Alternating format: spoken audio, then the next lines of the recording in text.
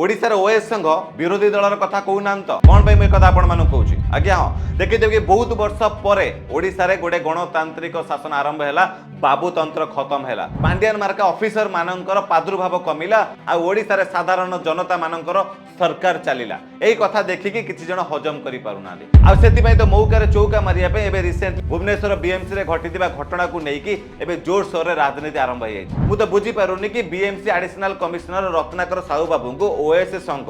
न्याय दबा पई यात्रा करुची ना पांड्यान कथारे पड़ी कि सरकार को ब्लैकमेल करुची ए घटना रे जगन्नाथ प्रधान डायरेक्ट संश्लिष्ट नाहंती आउर कथा जो माने ए घटना रे संश्लिष्ट थिले सेमानक ऊपर दृढ़ कार्यानुष्ठान आईनगत हिसाब से निया सारिलानी आ पार्टी तरफ निया सारिलानी किंतु तापर भी देखुथिबे कि ओएस संघर गोटे दाबी कि तमे जगन्नाथ प्रधान को अरेस्ट करा जाओ जगन्नाथ प्रधान विरुद्ध रे किछि प्रमाण न थाउ भी कोन पाइना कारण जो कथा बीजेडी कहूची सेही कथा आज ओएस संघ कहूची बिना प्रमाण रे आ जदि एमिति चले ताले आगामी दिन जदि पुणी किछि एमिति घटना घटे ताले ओएस संघ डायरेक्ट मुख्यमंत्री कर इस्तीफा मध्ये मागे दव आ एउडू आपण मन जानि पारुथिबे कि ओएस संघ न्याय दबा पई यात्रा करूची ना पांड्यान कथा रे एडी राजनीति करूची सेटा आपण माने कमेंट सेक्शन में जणाइबे आ ए घटना रे किछि ना किछि तो डाल में काला है आ आपण मानु कोन लागुची कमेंट सेक्शन में जणाइबे रहिली जय जगन्नाथ।